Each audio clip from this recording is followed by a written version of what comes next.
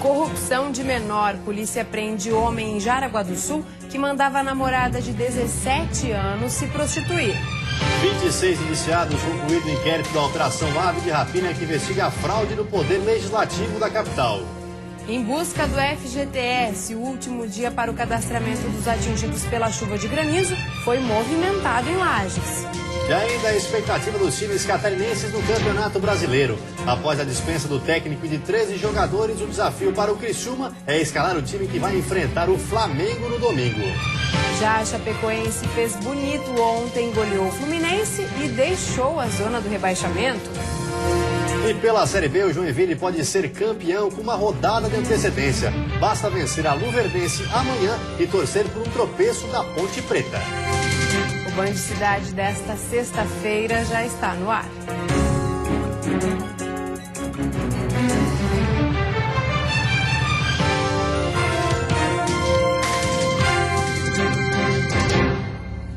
Olá, boa noite. Boa noite. Em Jaraguá do Sul, no norte do estado, a polícia prendeu em flagrante um homem que obrigava a namorada a se prostituir. A jovem de 17 anos estava na rua quando foi encontrada por policiais durante uma ronda. A menor ficava ao lado de uma rodovia na região central de Jaraguá do Sul. O ponto de prostituição era próximo a uma casa de shows.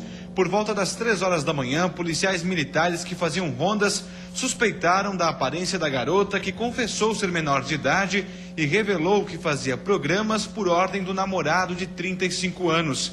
Minutos depois, ele foi preso no local. Ela, com muita facilidade, até talvez já na intenção de se ver livre daquela situação, relatou que estava sendo vítima da exploração dele, estava sendo explorada para realizar serviços de prostituição. E alguns minutos depois, o próprio cidadão, o agente do crime e companheiro dela, que tem 35 anos, compareceu ao local para verificar como ela estava e foi presa em flagrante. A adolescente é natural do Rio Grande do Sul e órfã. Na infância, sofreu abusos sexuais, engravidou e foi parar em abrigos. Em julho deste ano, veio a Jaraguá do Sul para ficar com parentes. Há cerca de 2 meses, começou a namorar e foi morar com o acusado. Na delegacia, o homem preso em flagrante ficou calado. Já a menor aliciada confirmou que era obrigada a se prostituir para ajudar com as despesas da casa. No depoimento, ela relatou também que chegou a ser agredida por ele quando tentou se recusar a fazer um programa. Ela informou que chegou, inclusive, a fazer 5 programas numa noite e impediu que ela desistisse de fazer programas sexuais. Mensagens interceptadas no celular da adolescente reforçam os indícios. Nelas, a participação do namorado nas negociações fica evidente, como a descrição do perfil de clientes e preços por programa. Então ele aliciava homens para que para serem clientes dela, inclusive acordava os valores dos programas. O homem foi encaminhado para o Presídio Regional de Jaraguá do Sul e vai responder por favorecimento à prostituição e pode pegar de 4 a 10 anos de prisão. E a Polícia Federal concluiu o inquérito da Operação Ave de Rapina, que denunciou crimes contra a administração pública da capital. Os resultados das investigações foram apresentados hoje em Florianópolis. Para o delegado responsável pelo caso, não restam dúvidas. Os suspeitos cometeram crimes contra a administração pública, corrupção ativa e passiva, fraude em licitações, formação de organização criminosa e peculato.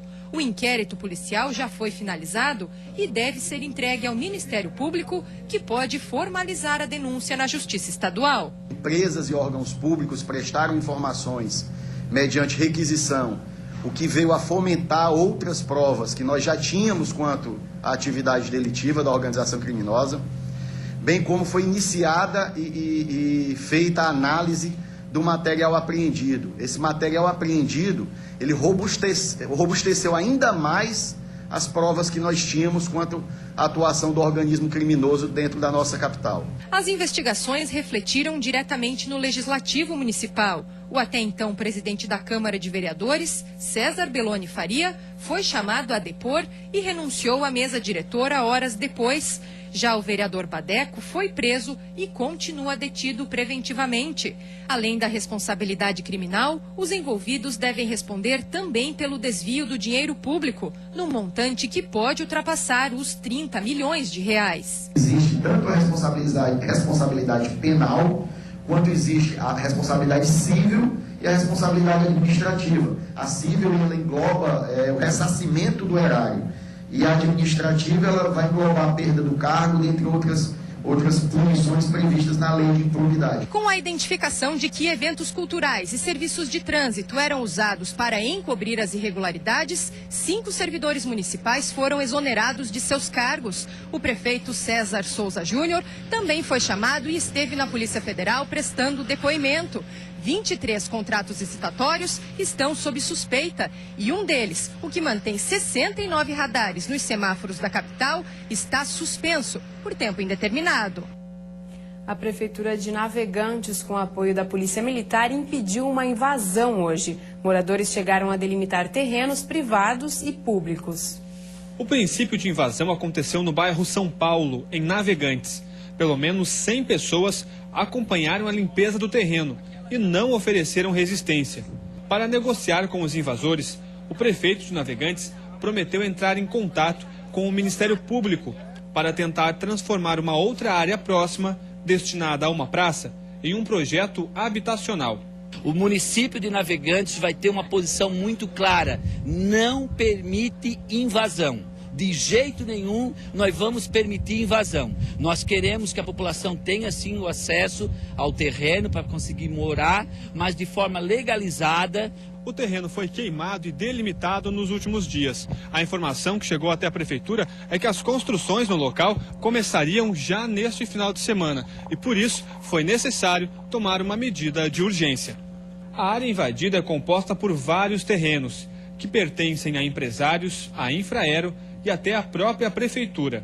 6 pessoas foram nomeadas líderes do movimento e vão ficar responsáveis pela negociação com o Ministério Público e com o prefeito. Rita é uma delas. A camareira acredita que o terreno oferecido pelo município vai ser melhor aproveitado em um programa habitacional. Essa já tem bastante na cidade, né? Aí, então, esse acordo do prefeito eu achei justo e a gente vai torcer para dar certo, que a gente vai cobrar isso que ele prometeu agora, tanto é que eu sou uma das pessoas que vai estar junto, né, para falar com essa promotoria. E a seguir, cobrança da taxa de preservação ambiental para entrar em Bombinhas começa entre 15 e 20 de dezembro. E ainda de olho na qualidade das praias, a Fátima já está divulgando semanalmente relatórios de balneabilidade do litoral catarinense.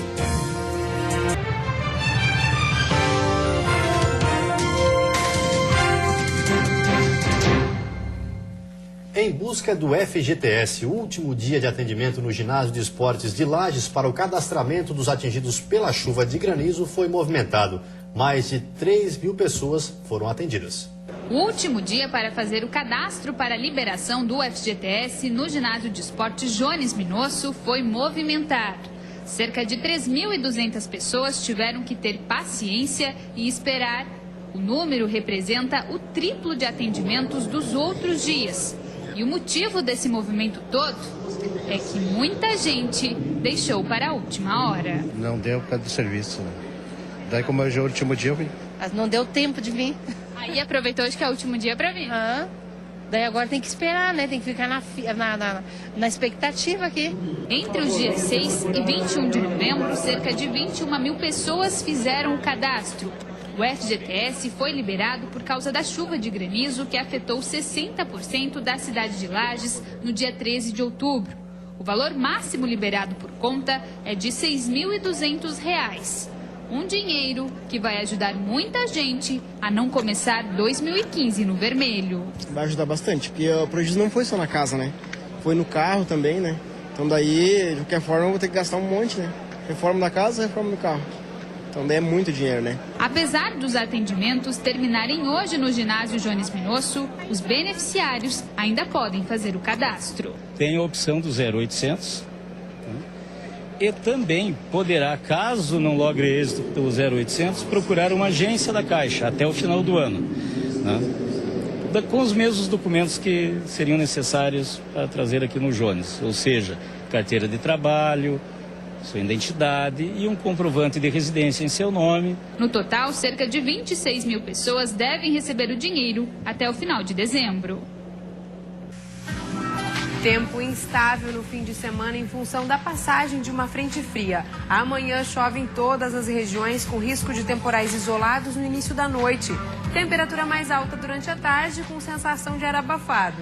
A mínima fica em 13 graus na Serra e a máxima em 31 no sul, Vale do Itajaí e litoral norte do estado. No Planalto Norte, mínima de 18 e máxima de 26 graus. No oeste, a máxima chega aos 26. E na Grande Florianópolis, mínima de 22 e máxima de 29 graus. A Fundação do Meio Ambiente de Santa Catarina divulgou hoje o primeiro relatório semanal de balneabilidade das praias do estado para a temporada 2014-2015. A análise é feita durante todo o ano, mas agora o monitoramento passa a ser mais frequente. Um dos lugares mais visitados de Florianópolis está na lista de balneabilidade da Fundação do Meio Ambiente como impróprio para o banho.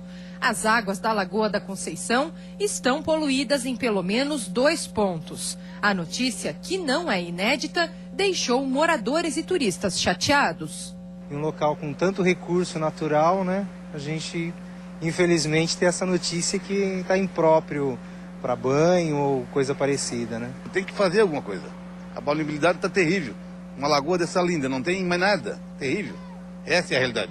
Em Florianópolis, a Fátima monitora 66 locais. Mais de 73%, ou 48 deles, estão preservados. Ou seja, o banhista pode entrar na água com segurança. Na lagoa, os pontos a serem evitados são os do Centrinho e no Trapiche, que leva para a costa leste. No litoral do estado, os números também são considerados positivos. No total, 199 locais são acompanhados e a maior parte deles está em boas condições. Em 151 pontos de praia, a água é própria para o banho. Mas o gerente de pesquisa e análise da qualidade ambiental da Fátima explica que, com o maior movimento na temporada de verão, as condições variam com mais frequência e, por isso, os relatórios passam a ser divulgados toda semana. Segundo ele, é preciso também atentar para esses 48 pontos no litoral catarinense que estão poluídos. Onde a placa indica impróprio, é adequado que a gente não se banhe na proximidade da placa. Não existe uma medida segura para dizer a quantos metros para um lado, quanto para o outro, então é bom ter cuidado. Prazo definido, a Prefeitura de Bombinhas deve começar a cobrança da taxa de preservação ambiental entre 15 e 20 de dezembro. O anúncio foi feito durante uma coletiva de imprensa na manhã de hoje. Entretanto, uma ação movida pelo Ministério Público exige o cancelamento da cobrança, com alegação de inconstitucionalidade. O Tribunal de Justiça adiou a decisão sobre o processo 2 vezes. O assunto deve ser colocado em pauta novamente no dia 3 de dezembro. Mesmo sem saber qual será a decisão da Justiça, a Prefeitura de Bombinhas preferiu manter o início da cobrança entre os dias 15 e 20 de dezembro. O município tem tanta verdade na construção dessa lei, ele tem tantos números, ele tem tantas razões, ele tem tantas condições que justificam a criação dessa lei, que eu acho que naturalmente a lei acaba se autoprotegendo, né? E para que o turista veja melhorias no município, logo no início da cobrança da taxa, a Prefeitura já planeja implantar algumas medidas. Entre elas, a colocação de lixeiras na orla, a limpeza diária das praias e ainda a instalação de banheiros públicos por toda a cidade. Mas antes que a TPA comece a ser cobrada, algumas etapas do projeto precisam ser concluídas. A prioridade agora é o credenciamento de 25 pontos de recolhimento da taxa no município. Uma campanha publicitária com teor informativo também deve ser lançada. Moradores de Porto Belo e Bombinhas estão isentos do pagamento da taxa, assim como prestadores de serviço. Até o momento, foram realizados mais de 7.000 pedidos de isenção. 3.200 foram deferidos. O município ele é sensível e a responsabilidade de preservação desta cidade não é só dos bombinenses, é de todos os brasileiros, porque é um dos pequenos recantos que a gente tem ainda, uma natureza densa, uma Mata Atlântica real, verdadeira, protegida, e é isso que nós queremos, continuar protegendo 75% de área preservada. E a seguir tem futebol. A Chapecoense goleia o Fluminense no Rio de Janeiro e sai da zona do rebaixamento. E o Joinville pode ser campeão da Série B com uma rodada de antecedência.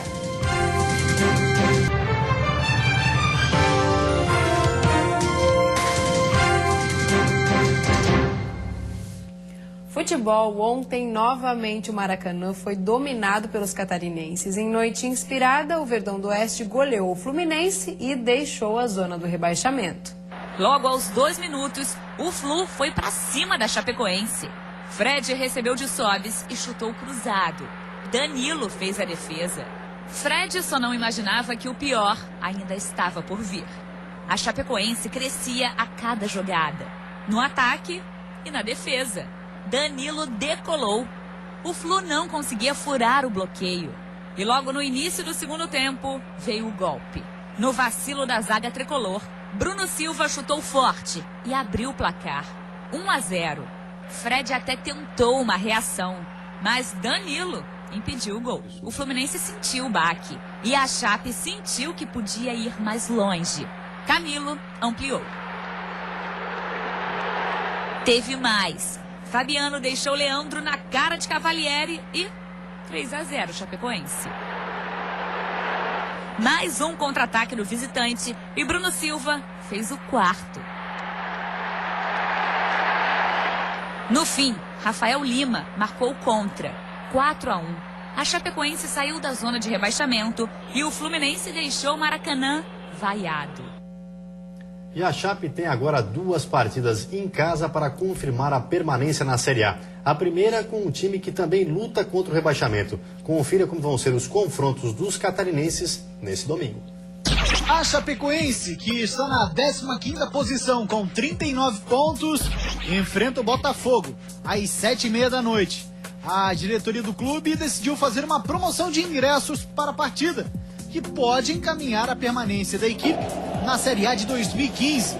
Se depender do otimismo dos torcedores, a Chape já está lá. Agora dá para ter uma expectativa um pouco maior, né? Tendo 2 jogos em casa e um fora, precisando fazer expectativa 42 pontos, eu acho que agora tá boa agora. A expectativa para nós permanecer na Série A 2015. Se nem ganhar do Cruzeiro, ganhando do Botafogo já garante a vaga.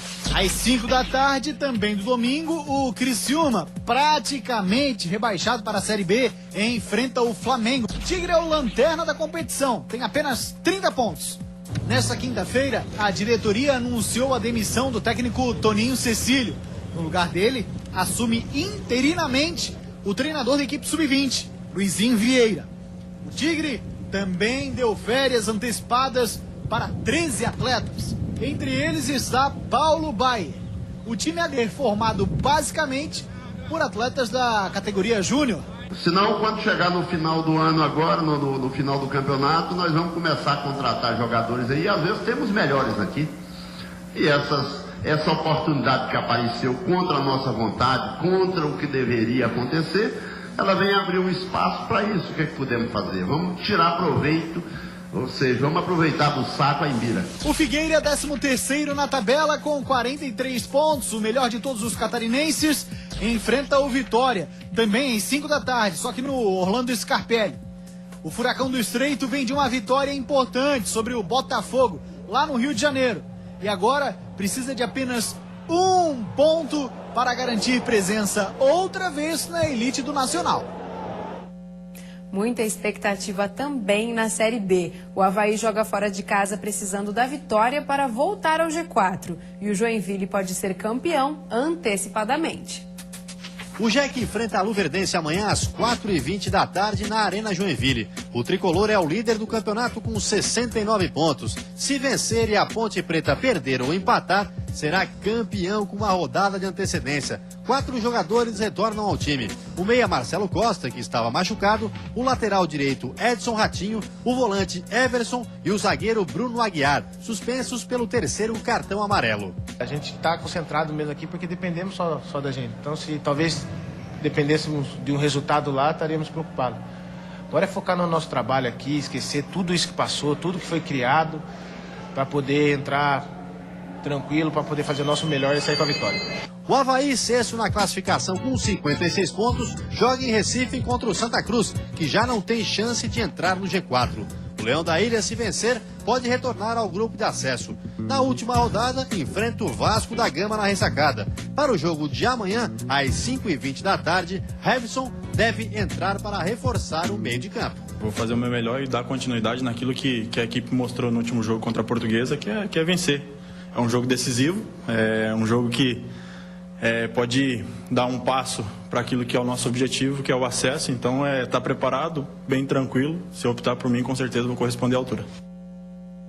E a seguir, ir ao supermercado está cada vez mais caro. A carne lidera o ranking. E ainda, improbidade administrativa. A Justiça bloqueia bens de empresa de servidores no oeste do estado.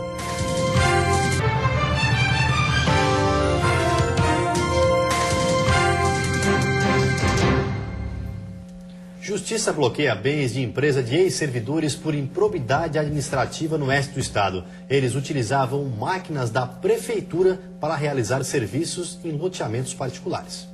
No loteamento foi construída apenas uma casa e a terraplanagem de outras construções. 17 pessoas foram denunciadas, entre elas um vereador de Xaxim, ex-procurador e um ex-secretário do município.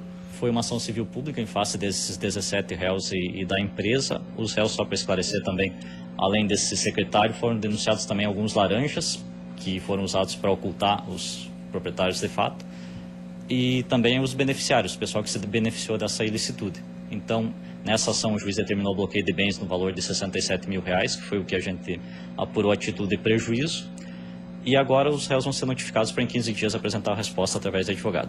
De acordo com o Ministério Público, esses mesmos sócios usavam da influência da Prefeitura durante a administração de 2011 e 2012 para utilizar máquinas e servidores públicos em obras de infraestruturas do empreendimento. O secretário da infraestrutura da época ordenava que os servidores ali do setor da garagem do município, os operadores de máquinas pesadas, fossem lá e trabalhassem nesse loteamento, sem o devido pagamento para o município. Chamou a atenção também o fato de que esse secretário era um dos proprietários de parte do loteamento. O loteamento está irregular porque ainda não foi registrado no cartório de registro de imóveis, porque não poderá ser comercializado. As pessoas que adquirem os lotes devem entrar em contato com o Ministério Público. Os envolvidos têm 15 dias após a notificação para apresentar a defesa. Ir ao supermercado está cada vez mais caro. Em Joaçaba, no meio-oeste, dados do Sindicato do Comércio mostram que a carne teve aumento de mais de 30% nos últimos meses. Outros itens da cesta básica também estão fazendo o consumidor gastar mais. Em Joaçaba, nos últimos 9 meses, a cesta básica teve uma média de 5,8% de aumento. A carne liderou o ranking, ficando 31% mais cara. No açougue deste mercado, o reajuste mais recente foi na semana passada. A gente já repassou, né? Em torno de R$80, R$1, dependendo do tipo de carne. O suíno já aumentou já algumas semanas antes da ligado e a gente tem que repassar, né, o preço, porque senão quem paga é o consumidor, né? E se engana quem pensa que basta deixar de lado o churrasco para economizar. Itens básicos como manteiga, café e feijão também encareceram. Não importa o que está no carrinho, a sazonalidade de alguns produtos, os períodos de entre-safra e a influência do mercado internacional estão entre os motivos para a disparada nos preços. Para o presidente do Sindicato do Comércio, o consumidor deve preparar ainda mais o bolso. A tendência daqui para frente é até com possibilidade de reajuste, porque se aproximar o final do ano, sempre a procura é maior e a tendência dos produtos, quando existe uma demanda grande, a tendência é esses preços ter uma majoração. E antes de encerrarmos, uma olhadinha no trânsito da capital. Aí você acompanha imagens ao vivo das pontes Colombo Salles e Pedro Ivo Campos. Bastante movimento nos dois sentidos, mas fluindo bem. Agora, em Florianópolis, nesse belo fim de tarde, 25 graus. E vem aí o Jornal da Band. Um ótimo fim de semana para você e até segunda. Bom final de semana e até segunda-feira.